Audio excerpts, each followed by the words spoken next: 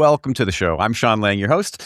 I've spent the last several years building and operating a digital agency that's now grown past 50 people, and that's definitely shaped how I think about the decisions that really matter when things get complex. Now, before we get into it, just a reminder that we've got a free community with tons of helpful agency resources. That's, templates, frameworks, AI tools, and you can access that at agencyuplift.co/group. All right, on with the episode. So today I'm joined by Jeremy Yang, founder of Digital Goliath, which is such a cool name. Digital Goliath is a Sydney-based agency specializing in Google and Meta ads. Jeremy, it's so good to have you on, man. Hey man, it's good to be here. So good to be here, dude. I appreciate that you like the name. I liked it too, man. I tried to name my son Goliath, but my wife said no, so I changed it up. Yeah, named my business. Yeah. Yeah, well, yeah. Second best is naming it after your business, but I'm surprised it wasn't taken. I feel like all the good names, you guys look it up and they're all taken, but in this case, it's taken by you, so now I can't take it. Yep, So there you go. At least I'm glad you've got it. Well, hey, why don't you tell us a bit about Digital Goliath? Yeah, sure. I'll give you the short version for the audience. So I was in completely different business. I was in actually a antenna installer, like a satellite installer, for like 12, 13 years. I came out of school, dropped out of school, did that very early on, all the way up to 30, and felt that there was a cap. I needed to do more for myself in life, and probably had some type of insecurity that I didn't finish school. So I went back to as a mature age student, finished university, came out. The only thing that I stood out on was marketing. I did very well, but like the thing that I stood out on was marketing. Couldn't get a job for a long time because no one wanted to hire a mature age student, kind of didn't fit the mold. So I jumped around in some marketing roles, until I found paid ads. Worked under a mentor who decided after 12 months that she didn't really want to build an agency. It was too much, but she knew I was like really good at what I was doing.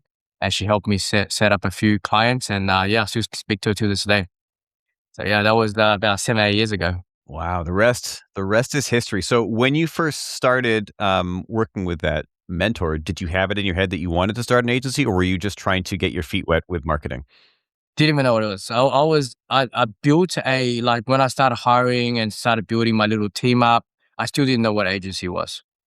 Because, like the vision, the whole Don Draper, Mad Men agency kind of days. I feel like that's agency. Like whatever I was doing, well, I don't know, that wasn't it. So like I was just more of a specialist, and I really liked what I was doing because I only do ads. I still only do ads. Have no idea about SEO, no idea about graphic design, branding, strategy, strategist. Like I didn't touch any of that, right? So I was just niched down in my little area, and I went deep and deeper.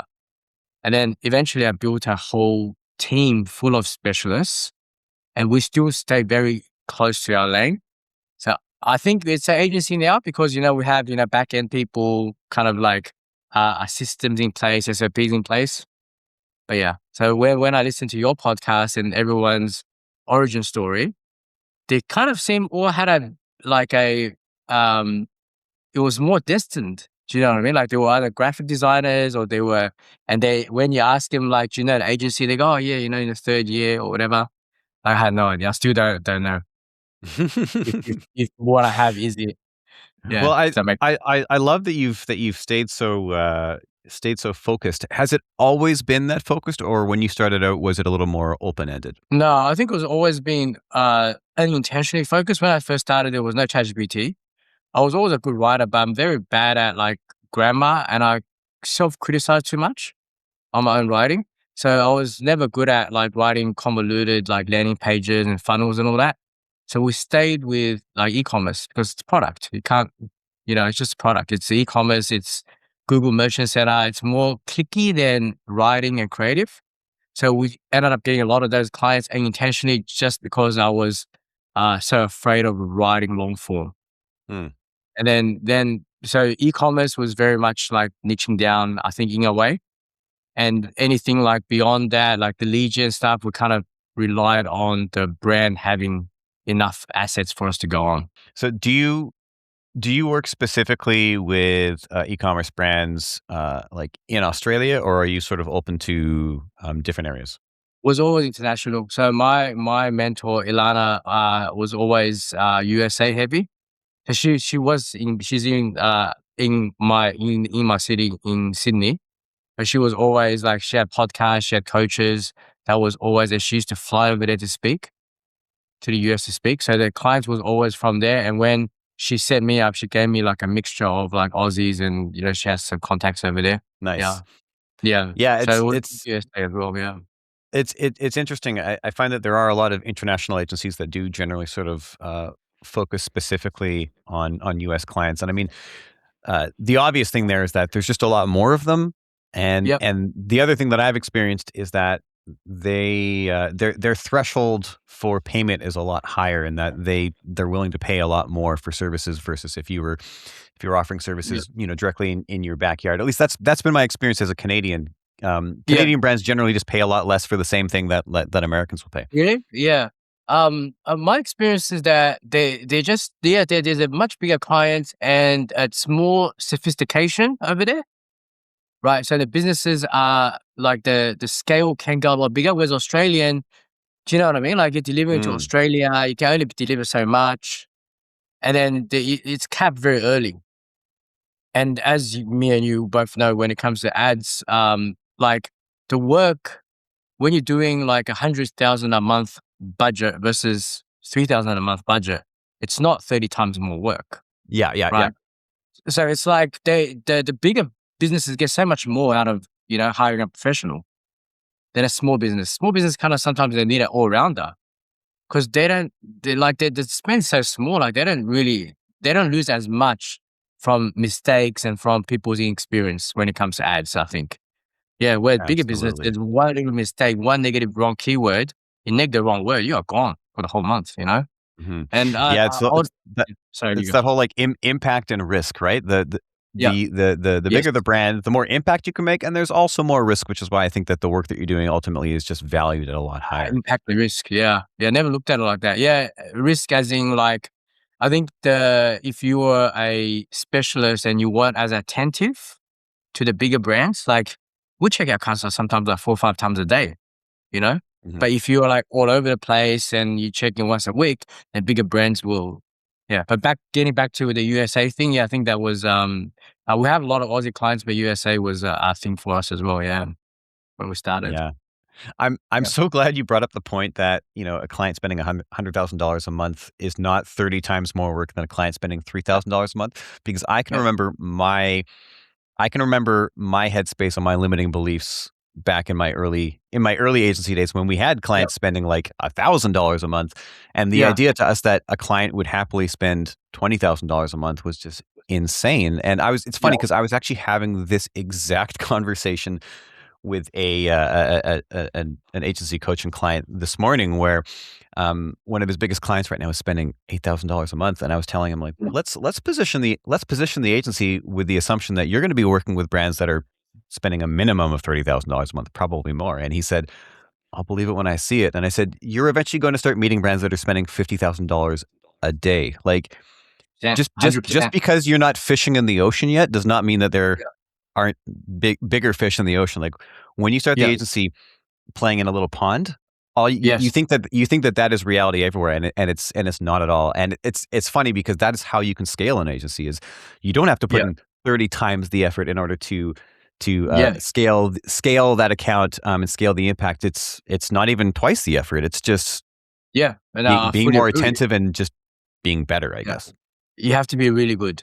Yeah. You have to be really good. You have to know what you're doing. Well, at that level, it's a bit more unforgiving, I think. And that's Yeah. why I bring up the risk as well, right? Is a a s- small to medium mistake on a small brand is a small Hmm. impact, a small risk. A small to medium Yeah. mistake for a big brand could mean tens of thousands of dollars, or if not hundreds of thousands of dollars of lost revenue, right? Yeah. Big problems. Yeah. Especially during their launches. One mistake somewhere. Oh, that's a whole season.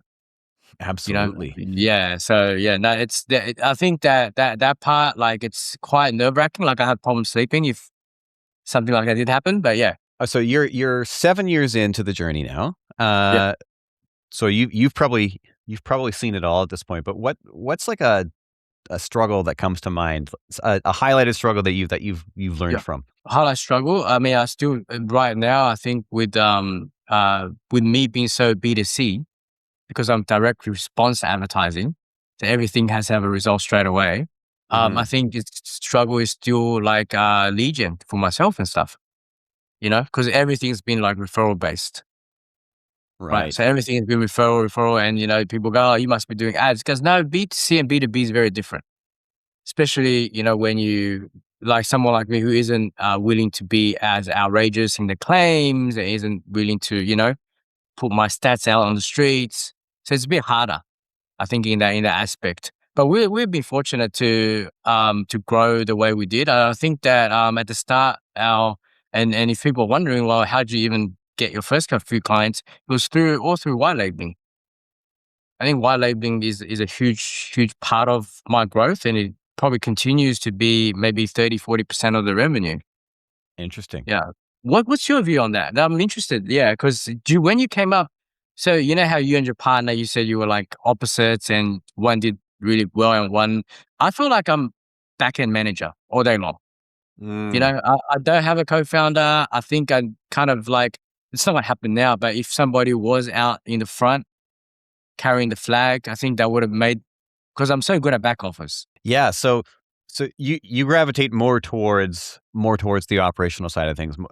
It sounds like you have systems dialed in, which uh, I will say in the agency space, it's more rare. Most people who start an agency, they're, marketers first, and they're very Mm, entrepreneurial, and so they've kind of fly by the seat of their pants, and you can get pretty far flying by the seat of your pants until suddenly you realize that you need somebody to manage the chaos.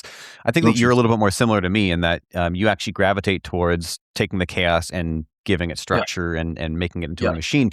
But then that other piece, that you do have to have right is like, how are we building new relationships? How are we going and, yes, filling the funnel? And I mean, good structured work will definitely create a lot of referrals, but the problem with referrals is that it's a passive growth play, and that you're not really in control of it. I mean, yeah. you can operationalize it to a point, and so that would be my first question to you is have you done anything currently to operationalize referrals? Nothing at all. Nothing at Nothing all. at Okay. Well, there's Yeah, there's that's there's lots of opportunity there. So that's yeah, yeah, knowing what your strengths are. yeah. I would even suggest that. One thing that I tell my clients a lot is map out what your typical client journey is inside, Mhm.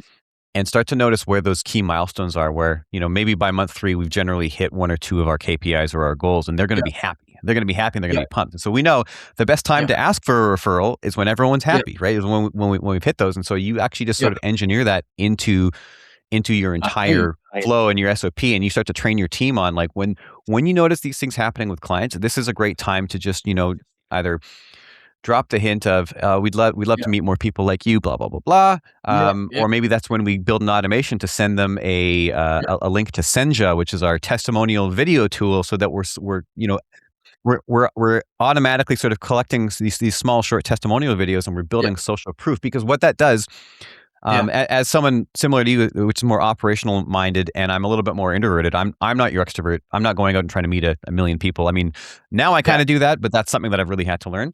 But yeah, I'm looking at ways to create systems to allow me to build these habits that don't come natural to me. And so one thing for me is like, well, I'm not necessarily great at selling myself. I much more just want to have like a one-on-one. I want to go deep with you, and then if yeah, we decide we want to work together, great. But that's not a good sales plan. Like that's not how you generate sales, right? And so one thing that I did was start to create this body of social proof, and like Senja is a great tool for that. So once I yeah, know that I have like a whole bunch of testimonials, a whole bunch of like video testimonials, it makes it really really easy, so that when I reach out to somebody and I'm saying like, hey, yeah, I think that we could probably do something together, and if they start having questions, or if I even want to lead with this, by the way, here's a bunch of testimonials or video proof from a bunch of recent people that we worked with. Like yeah, they're in your niche, or if you're a you're mm, a D2C baby yeah, apparel brand. Oh, I have 3 videos from 3 different D2C baby apparel brands saying like exactly what we did for them, and I think that we could probably do it for you. And then it takes the pressure off of that thing that doesn't really come naturally to me, but I've yeah. operationalized it in a way that I feel a lot more comfortable doing it. Yeah, no, it makes sense. I mean, I haven't used that tool that you're talking about. At the 3-month mark, I don't ask for referrals. I do ask for the reviews. So we have a bunch of videos that we aggregated together, and we have case studies and things like that. So we've done that. In terms of operationalizing that, we haven't like used it to do outreach. Does that make sense? We kind of send it after the quotes we give and all that, and it's not segmented. And that's a great idea. I should probably segment it by niche, and because you want to send stuff that's relevant to them. But yeah, so yeah, I got to get better at that. That's Absolutely. what's up. There's always opportunity. There's always low hanging fruit. One other thing that I like to do, right, is Yeah, like maybe 3 months is the 3 month mark isn't the time to ask for the referral, but maybe it is. And so how do we determine that? Well, if somebody gives you like a mind blowing 5-star review at 3 months, yep, the next logical question is like wow, you've really had a yeah, great experience. I really appreciate that. Is there anyone that you would refer us to? As mhm, you're not going yeah, to say that if they give you a 4-star review, but if they give you a 5-star review and that he's changed my business, he's yeah, done this and he's done that, the next yeah. logical thing is like, okay, well, is there anybody that you know? And then go there, right? I should do that more too. Yeah, you're right. I should do that more as well. Yeah. We kind Very of sort of simple a little year. levers, right? Yeah, yeah. We kind of went to a year before we kind of like ask people, say, hey, do you know anyone else like you? Kind of thing. But we should probably do it earlier, do that more professionally. Yeah. So so for your situation, how, as you are growing, you kind of get into more bigger offices, bigger buildings, bigger like ad spend, you kind of reach the C level kind of thing. Does that just Hmm. come naturally for you as well? So eventually it just gets there? It can eventually get there, but I don't think that there is anything wrong with also making a focus on meeting people like that. You just have to realize, right, that you're having a different conversation with a solo founder of a brand that has one employee versus the CMO of a 10-figure brand that has a marketing team beneath them. You're having a different conversation. You're talking about things at a different level, and you're also solving potentially a different problem. Even if it's the same service, you're solving at least perceptually a different problem. And so you need to make sure that you understand the avatar well enough to know like what language are we using, what problem are we solving by providing the service, and even if at the end of the day it's profitable meta ads, that's not necessarily like that's the solution, but the problem for them might be something completely different. It's just like this is how we solve the problem, right? Yeah, no, that's really good because I don't think that's another thing. I don't think that, with my growth and with my like the hustle culture kind of thing, I'm fully on board with the hustle culture. Like, it's 5 a.m. where I am now. Do you know what I mean? Like, I have no problem. I have no problem doing work. And I think that the shift towards talking to another kind of like breed of people, and they have different people to answer to, they have different team, they have different team composition, and they're kind of looking for different type of languages, different type of cues from you. Is Hmm. something that that's probably the next stage of growth Another for me. another thing that was really eye opening to us is when we signed our first $1 billion brand. We were shocked. And this isn't the case across the board, but this is what you start to notice as you start working with enterprise brands. We were shocked because we have always been so incredibly like upfront ROI focused. Like these brands need ROI as soon as possible. They need to keep the lights on. Everything is a, a bit of a struggle. We talked to a $1 billion brand, and they're so big compared to us and compared to our pricing that we are a rounding error to them. And they were willing to hire us on for like it was our biggest retainer at the time.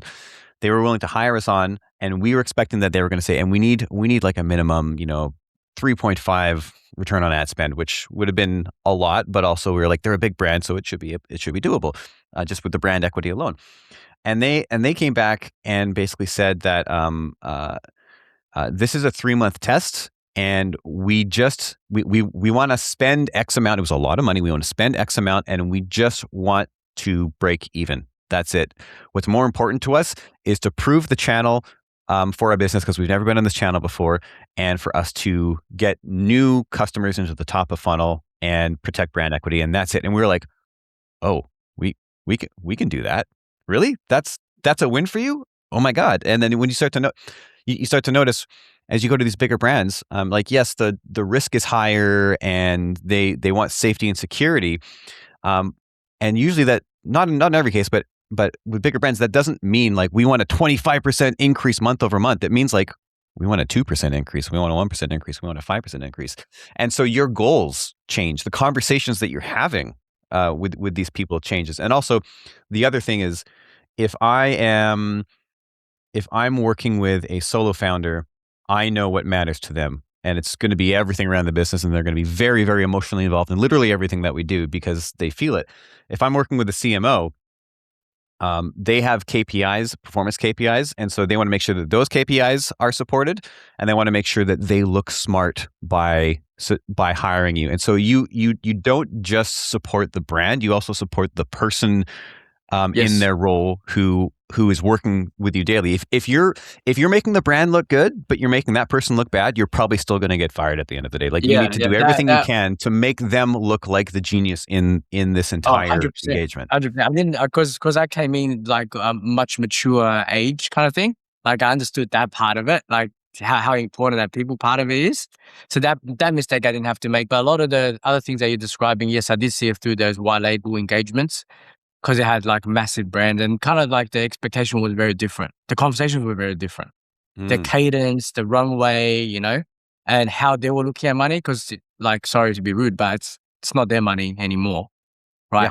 Yeah. Yeah. They're soldiers. They're allocating it to fight something off and then, have to answer to someone. Whereas when you're working with a founder, every cent counted. Absolutely. Yeah. And that can make things easier because it moves faster, but that can also make things harder because it's emotional. Every decision they make is emotional. So back to the white label conversation. What is the difference on your side, and what is the biggest difference that you found with offering white label versus working directly with the client? Yeah. So eventually, you kind of like move away from white labeling, relying on white labeling, because white labeling, there's another messenger in the middle.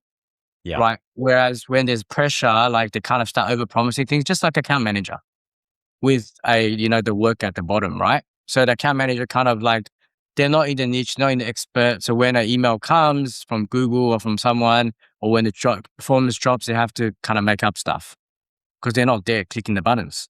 So Yeah. sometimes, Yeah. they over there making up too much stuff, and then the pressure becomes the rest to deliver. Or they kind of, another scenario while labeling, I'm sure anyone who's listening that does while labeling knows this, is that the main partner gets a bit too greedy and charges a bit too much upfront.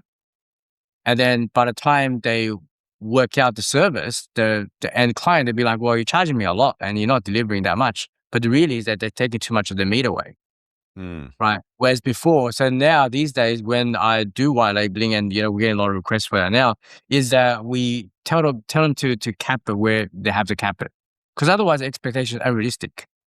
Yeah. Yeah. 'Cause they're charging too much, right? And they're thinking they're making all this money, but no, dude, the conversation is going to come very quickly from the client to say, so you're not doing any of the other stuff. So your reporting is like this, and there's no meetings, once a month or something. Yet you're still charging me that much. So yeah, so now we'll kind of cap it. So look, you can probably make 20-30% on top. But yeah. That makes a lot of sense.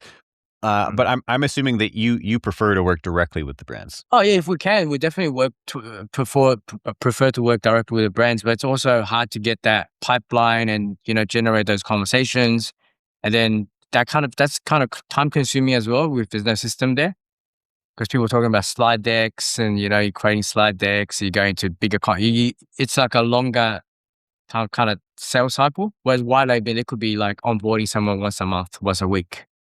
You kind of just Absolutely. start. Yeah. And I guess one is B2C and one is B2B. If you're literally just selling to an agency on the white label side, right? Yeah, for sure. I think that because the hustle culture and how frequently and how well I communicate on the job side, I think I definitely prefer to work directly with a client. They get a lot out of it.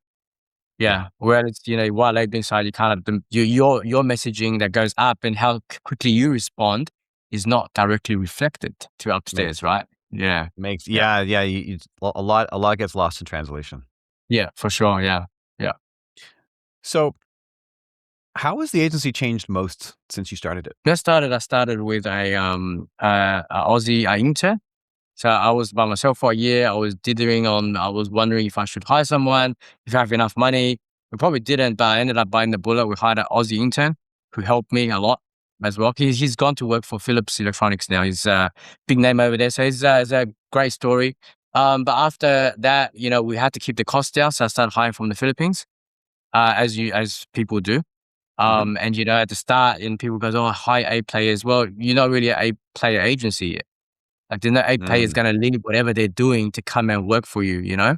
And I think I was already married at the time, already had a kid. Like, I don't have visions of conquering the world, right? Like, how are you gonna lure any A players to your team? You can't. So we just ended up hiring, 20 somethings, people that had their degrees and their masters in math and engineering from the Philippines. And then I had to train them. And that's actually what I discovered, that was my talent, like training people from the ground up. So we ended up Interesting. doing that to keep the costs down. And yeah, it ended up being like, slowly grew from where I was to now, which is like a 9 people team, which is good. So, but now to go to the next stage, you can't keep doing that. You have to get back to onshore. Yeah, and I That's mean, it.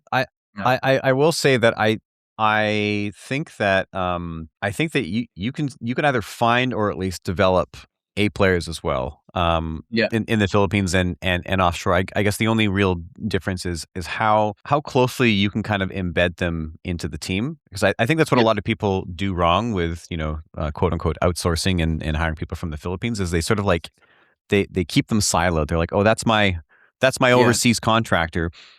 Yeah. But I think that if you can actually bring them in close, and if they are really, really interested in being a part of things and taking ownership, you will find that some of them are A players. They've never been Yeah. given the chance to actually take on that identity at all. They've always been sort of just treated as a task rabbit in a way. And so Yeah. Yeah. um That's it's probably not it's good.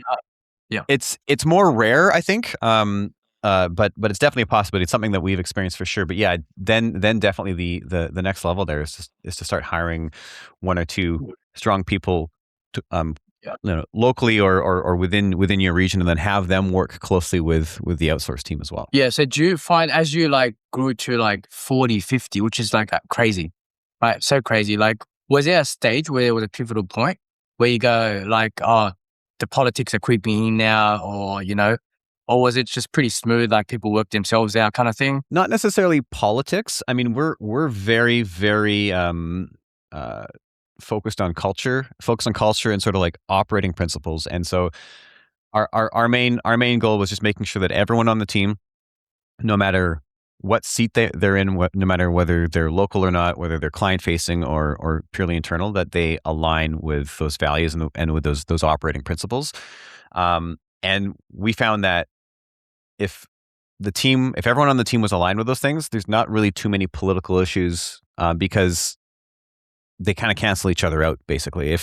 If you are not aligned, then maybe this political stuff is going to pop up, but also then you're not going to be on the team for very long anyway, because the team is going to say that person's not one of us. That it doesn't really work. Having those values and those operating principles really acts like the immune system of the agency, and turns everyone else into a white blood cell, and they'll notice when there's something foreign, and it'll either surface in conflict, or it'll surface in complaints, or it'll surface in somebody pulling you aside and being like, hey, I don't know if you know, but this is happening. And you'll be like, thank you so much for telling me. Like a team that wasn't so clear on who they are might not necessarily tell you that or even notice it themselves. Like identities kind of thing. Like you had that from even when you were like 5 man, 10 man, like you already had an identity, like you had your So values really clear. we put a whole bunch of time into that. Maybe at the 5 year mark, at around year two, we created core values that meant nothing, honestly. But we heard somebody talking about it, and we're like, this is a great idea. We created the core values, and they meant nothing.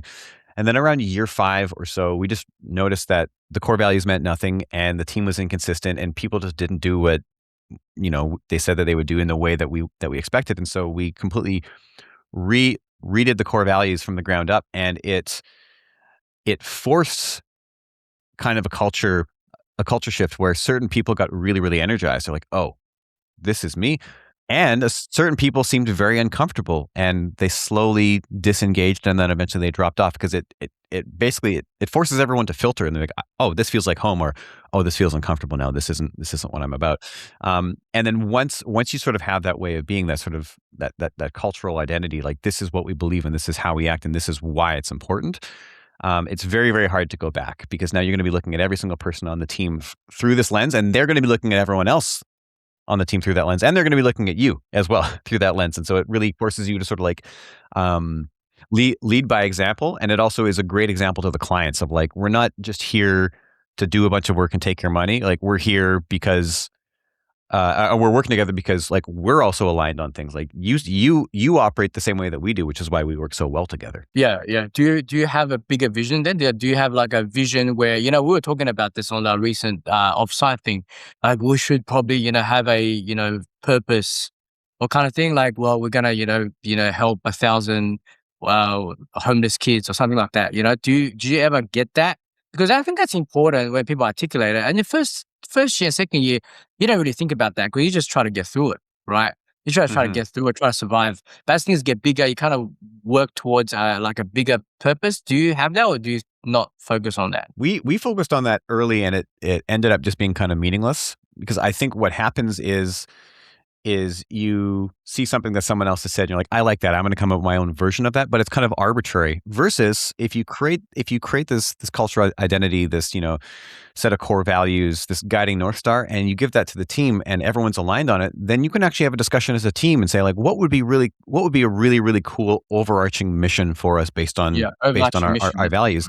And then you pull everyone in and they're bought in rather than just, oh, Jeremy has this pie in the sky idea of what we should do. And we'll just let Yeah, Jeremy have his funny little plans, like, and it doesn't really yeah, mean anything, right? yeah. I think that's exactly what it is. Yeah. So now that's something that we I think we're constantly working on as well.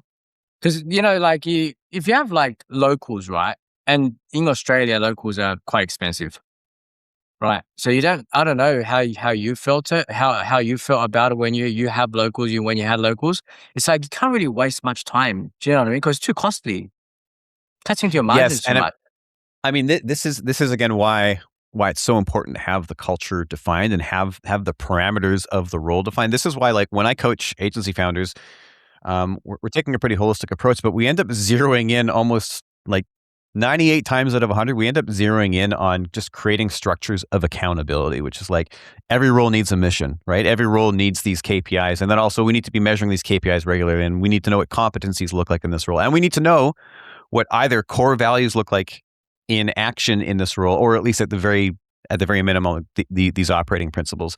Then it makes it much easier to take the risk of hiring somebody local who costs more because you're looking You for know, fit. Like months yes, you know or straight away. weeks 1 through 4, Yeah, we're not looking to accomplish anything so much as we're really just looking for fit. And if on day 4 I notice it's not a fit, I'm not going to keep stringing this along because I don't know what I'm looking for. I know exactly what I'm looking for, and I'm going to say, well, thanks, we gave it a shot. It's not a fit. All the best.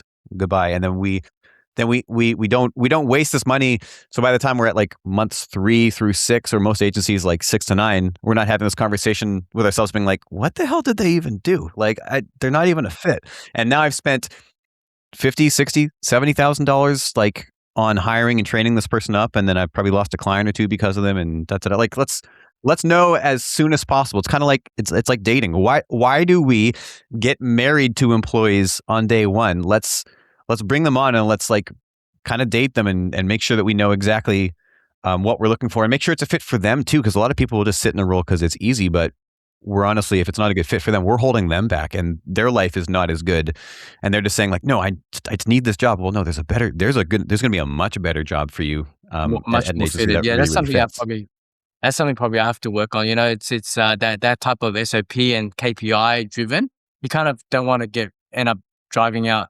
Well, I guess I'm afraid of driving out the good people because you kind of like you never had it. They've been with you from day one, and now you put this onto Yep. them, and then it hurts because that probably will happen. It will, but also you have to remember that the good people generally actually appreciate the clarity and level of accountability because it validates their identity of like, I'm good at this. But if we never really give a properly objective way to continually measure that, then you slowly, things get soft, right? And like me, I'm an achiever. I want to know all the gold stars that I'm getting all of the time. And then I want to know how I can get more gold stars in the future. And if it's just kind of like murky and open ended, I feel like a floater. And then I start contributing less because it doesn't seem Yeah, to really matter. Like, I know I can yeah. do a lot more, but it doesn't really seem to matter. And you Um, start looking around. Yeah, for sure. Yeah. yeah. Jeremy, I feel like we could probably talk for another 45 minutes, but we are at time. Where can people find out more about you and Digital Goliath? Look, just people can connect with me on LinkedIn. That's probably the best way. or just have a look at on my website, digitalgoliath.com.au, if they're interested in what I actually do. Yeah, that's been great. Yeah, great to be here and talking to you, man. Like your expertise, your insights are so valuable, dude. I really appreciate you doing the podcast and interviewing these people. Yeah, well, I appreciate you coming on, man. Cool. Take care. Take care.